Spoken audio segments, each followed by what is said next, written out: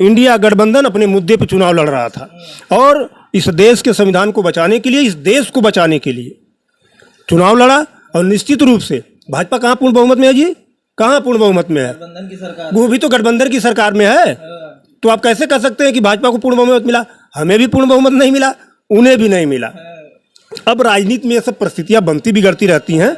अब मोदी जी प्रधानमंत्री हुए हैं, उनको बधाई मेरी तरफ से। लेकिन बीजेपी कह रही है कि कल ज़्यादातर मतदाताओं पर लगा असर इसलिए पड़ा कि इंडिया गठबंधन के तमाम नेता कह रहे थे कि लोकतंत्र खतरे में है। तो तमाम उन कल जो वोट देने वाले थे उन पे असर पड़ा कि लोकतंत्र खतरे में, इसी की वजह से ऐसी।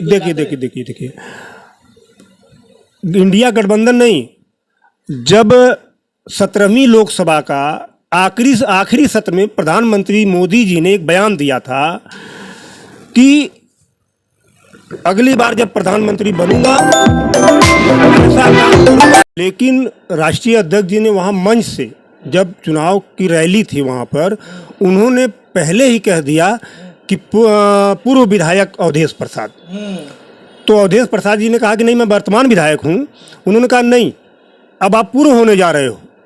तो ये हैं हमारे नेता अखिलेश यादव, जो सब कुछ जानते हैं। और रह गई बात वहाँ की जीत की, तो वहाँ की जनता इतनी त्रस्त थी। कारण क्या है कि आप वहाँ रोड बना रहे हो तो उसका ठेका गुजरात के लोगों को, वहाँ आप नाव चला रहे हो तो उसका ठेका गुजरात के लोगों को, और वहाँ अगर कोई नाई है जो 20 लाख रुपए में अपनी दुकान खरीदा, उसे तोड़वा के मात्र उसे 75,000 रुपया मुआवजा आप दे रहे हो, और वह दुकान बड़ा शॉपिंग मॉल बना के आप ला के गुजरात के लोगों को वहाँ नाई का काम करवाओगे। तो वहाँ की जनता क्या, जो वहाँ रोजी रोटी थी वह ख़त्म हुई और लोगों को बेघर कर दिया गया। तो इसलिए निश्चित रूप से वहाँ जनता, भारतीय जनता पार्टी के जो गुजराती, जो कहते हैं ना गुजरात मॉडल, तो दिखाई दिया अयोध्या में गुजरात मॉडल। अगर जहाँ जहाँ बीजेपी गुजरात मॉडल लाएगी, आप बनारस में आप देख लो, अरे 1.5 लाख की जीत कोई जीत होती है क्या? हैं?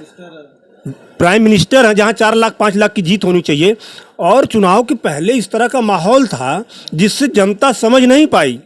लेकिन मैं बता रहा हूँ, मुझे कहना नहीं चाहिए कि बनारस में दिक्कत हो जाती। हाँ वीरू जी, क्या कहेंगे? आज सांसद जी आए थे, इतनी बड़ी जीत मिली है, क्या कहेंगे सांसद जी के लिए? क्या संदेश देना चाहेंगे जनता के लिए और सांसद जी के लिए? देखिए, आजमगढ़ तो हमेशा समाजवादी पार्टी का गढ़ रहा है, क्योंकि आप जान ही रहे हैं कि 10 के 10 विधायक समाजवादी पार्टी के हैं। और एमएलसी भी देख रहे हैं, 2 एमएलसी भी हमारे आजमगढ़ से ही हैं, और सांसद भी हम लोग अपना बना लिए। और यहाँ की जनता जो है, अच्छा, आजमगढ़ से दोनों सांसद लालगंज और आजमगढ़ दोनों सीट हम लोग जीते हैं। और यहाँ की जनता जो है कि एकदम बदलाव के मूड में थी। जनता बदलाव के मूड में, इसी बदलाव के चक्कर में ही आजमगढ़ में दोनों सीट समाजवादी पार्टी जीती। और ये श्रद्धेय नेताजी का आशीर्वाद है कि यहाँ से दोनों सीट समाजवादी पार्टी जीती। तो अब बताया जाता है, लोग कह रहे हैं कि सपा जब उनके सांसद ज़्यादा हो जाते हैं तो संसद में दहाड़ने का कार्य करते हैं। तो अब विपक्ष, कल मोदी जी, उनकी पार्टी उतना, कोई भी बिल रहेगा उतना जल्दी पास तो कर नहीं पाएगी अब। जी नहीं भाई, हमारे भी तो सांसद हैं। और आप देख रहे होंगे सदन देखने में इतना मज़ा आ रहा है, इतना मज़ा आ रहा है, सब जो देख रहा है वो हंस रहा है कि अब तो मतलब वो पाला पड़ा है शेर से।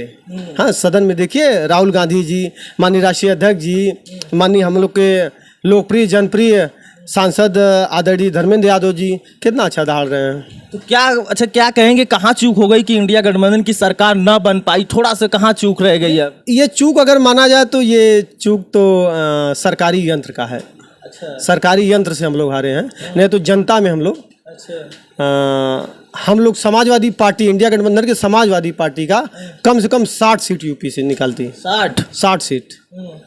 अयोध्या में सोच रहे थे कि आप जीत जाएंगे? अयोध्या में सोच नहीं रहे थे, जनता वहाँ की सोचने की बात नहीं। देखिए, वहाँ की जनता, मैं एक वीडियो देखा था, वहाँ की महिला जो है कि 4 साल की बच्ची गोद में लेके उसका मकान तोड़ा जा रहा था, बुलडोजर चल रहा था, और वो बेचारी रो रही थी धूप में लेके। तो वहाँ की जनता इतना त्रस्त थी। अभी देख रहे हैं, अब नई वीडियो आई कि वहाँ खड़ा ट्रक धंस गया, वहाँ की 4 दीवारी गिर गई। तो ये लोग राम मंदिर के नाम पे ठगने का काम करते हैं। बाकी जो है कि वहाँ के जो वर्तमान सांसद है अवधेश जी, उन्होंने दिखा दिया कि मतलब हाँ, वहाँ पे दलित का वर्चस्व है। लेकिन बीजेपी कहती है हम राम को लाए हैं, राम उनको लाएंगे। नहीं कुछ कुछ बात ऐसी बात नहीं। वो राम वो उन्होंने बोला ना कि हम राम को लाए हैं, तो पता चल गया कि वो राम को लाए हैं कि जनता जो है कि उनको लाई है कि जनता अवधेश को लाई है। तो जनता अवधेश को ला दी, वो राम को लाए हुए हैं, वो फालतू है। इंडिया गठबंधन की कहाँ चूक रहेगी? देखिए, क्योंकि सरकार बनते बनते रहेगी। अगर बिहार, मध्य प्रदेश, थोड़ा ये राज्य अगर सहयोग कर देते बढ़िया से, तो सरकार इंडिया गठबंधन की बन जाए। कहाँ चूक रहेगी सर? देखिए, अगर सुनना चाहें तो पूरी बात सुनिएगा ध्यान से। जब जनवरी में राम मंदिर का उद्घाटन हुआ तो उस समय मीडिया ने, मैं गोदी मीडिया कहता हूँ, पेड मीडिया कहता हूँ, आप जैसे लोग नहीं, आप जैसे लोग निष्पक्ष लोग हो, एक माहौल खड़ा किया और बीजेपी ने एक नारा दिया, अब की बार 400 पार। चुनाव शुरू नहीं हुआ, 2-3 महीना, अब की बार 400 पार, अब की बार। अब मीडिया लगातार सुबह से लेकर शाम तक लोगों की समस्याओं को मीडिया नहीं दिखाता, बेरोजगारी को नहीं दिखाएगा, कुछ नहीं, बस 400 पार। तो जो आम मतदाता था, जो सुबह काम करने जाता, शाम को काम से वापस आता, वो हर जगह अब की बार 400 पार, अब की बार 400 पार। लेकिन उसके भी मन में ये था कि नहीं, अब की परिवर्तन, अब की परिवर्तन, अब की परिवर्तन। लेकिन जब वो माहौल देखता था, जो फर्जी माहौल खड़ा किया गया था, उसके मन में एक चीज़ थी। तो लोगों ने कहना शुरू किया, भाई देखा, हम तो ओटवा अब की बदल के भाजपा की देते रहनी है, लेकिन अब की हम देव इंडिया गठबंधन के। लेकिन सरकार मोदी बना ली है। वो उसका असर था जो गोदी मीडिया ने माहौल खड़ा किया था। इस देश की मीडिया ने इस देश को बर्बाद करने का काम किया। तो वो उस माहौल की वजह से, वरना बीजेपी 100 के नीचे रहती, मान्यवर 100 के नीचे रहती।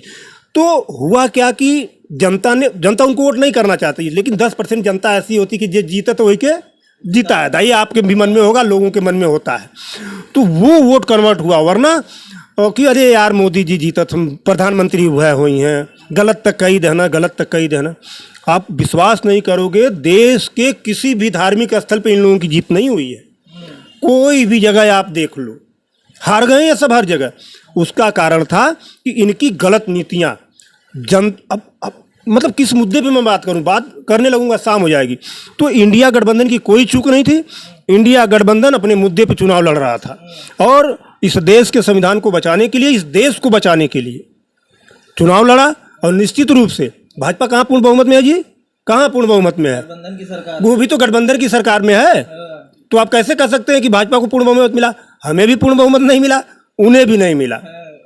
अब राजनीति में ये सब परिस्थितियां बनती बिगड़ती रहती हैं। अब मोदी जी प्रधानमंत्री हुए हैं, उनको बधाई मेरी तरफ से। लेकिन बीजेपी कह रही है कि कल ज़्यादातर मतदाताओं पर लगा असर इसलिए पड़ा कि इंडिया गठबंधन के तमाम नेता कह रहे थे कि लोकतंत्र खतरे में है। तो तमाम उन कल जो वोट देने वाले थे उन पे असर पड़ा कि लोकतंत्र खतरे में, इसी की वजह से ऐसी।